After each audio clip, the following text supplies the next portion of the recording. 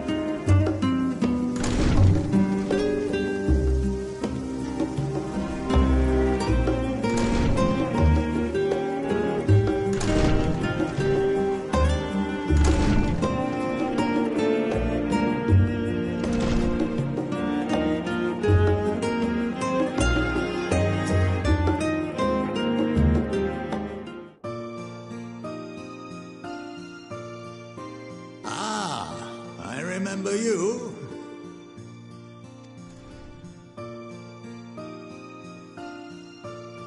I pray we have not caught you at an inopportune moment.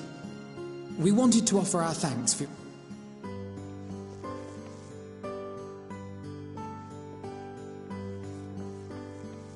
Well, I could hardly let that Inquisition go unchallenged.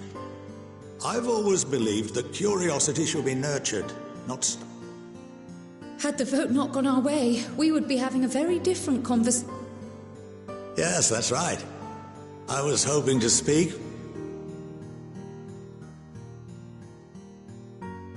I still can't believe how much you've grown.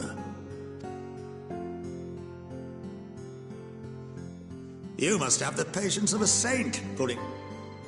Luckily, I know a thing or two about managing unruly...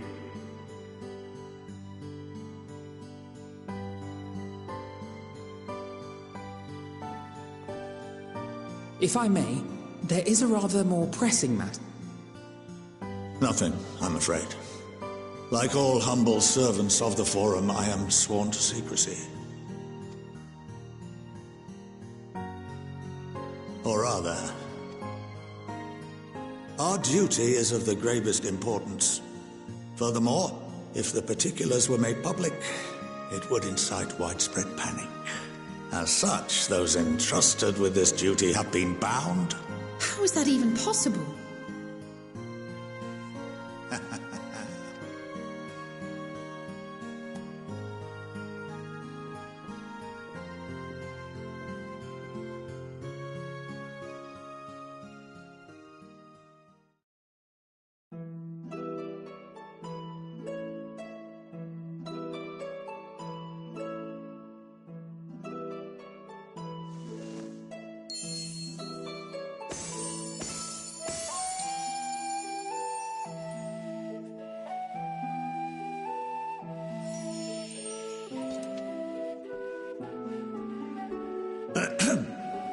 We shall begin by reviewing the fundamentals of etherology. The ether, which imbues us with life, can be categorized into 3 forms. 2 are of the incorporeal sort, the soul, and the memory. Can anyone tell me the third?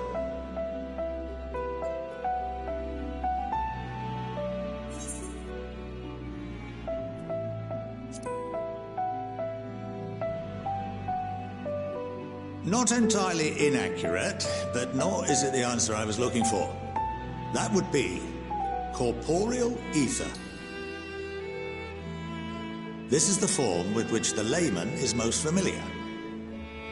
Consumed by even the simplest of daily activities, and replenished by the food and drink that sustain us, this form of ether is in constant flux.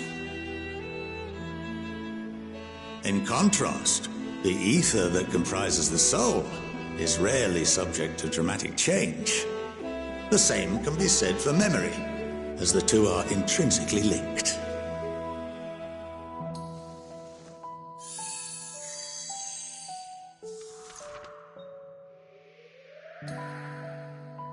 Picture the soul as paper, and memories as words written upon it. Now, what would happen if that paper was doused with ink? The same type of ether as comprises the memories.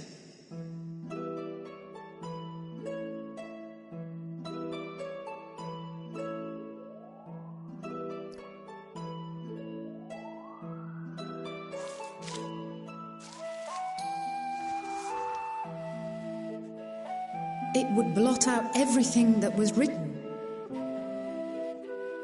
Precisely. We would be unable to recall the memories, and any activities that depend upon them would be hindered as well. In fact, this exact phenomenon was observed on a vast scale not so long ago. And what might that have been?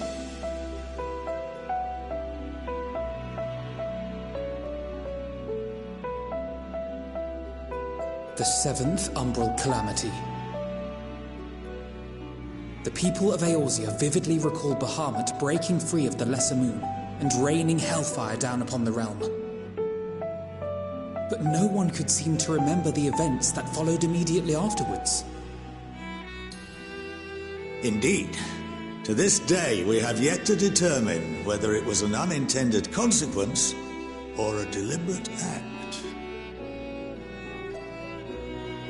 The enchantment which binds me and the rest of the Forum is based on a similar principle. And yes, it is a contravention of the Sharlayan prohibition against the practice of memory manipulation. Only when a new member is inducted and told of our great duty are they subjected to the process. A necessary evil. You have my word that it would never be used to manipulate the populace? I should hope not. But can this enchantment be dispelled and your memories restored? If 9/10 of our members give their approval, then the process may be reversed. Then, and only then, would we be able to speak freely to others of our sacred duty. Barring that, we must wait until we return to the ethereal sea.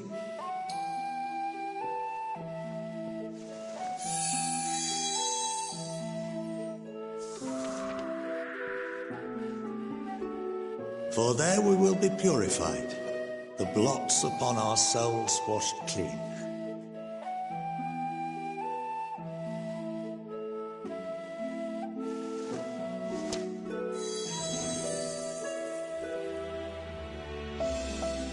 And our memories drift apart and dissolve, rather defeating the purpose, I suppose.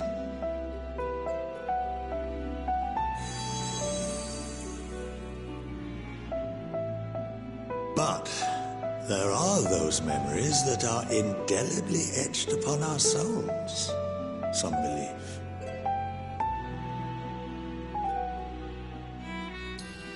What happens after that?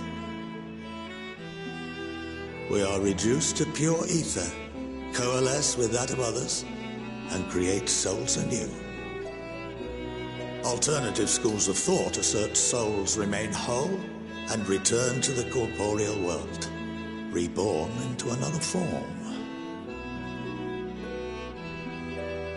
Both theories have their proponents. Personally, I consider each equally probable.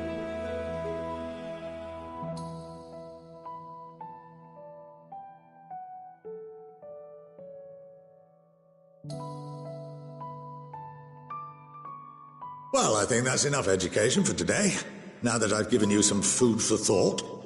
Or rather, an entire banquet.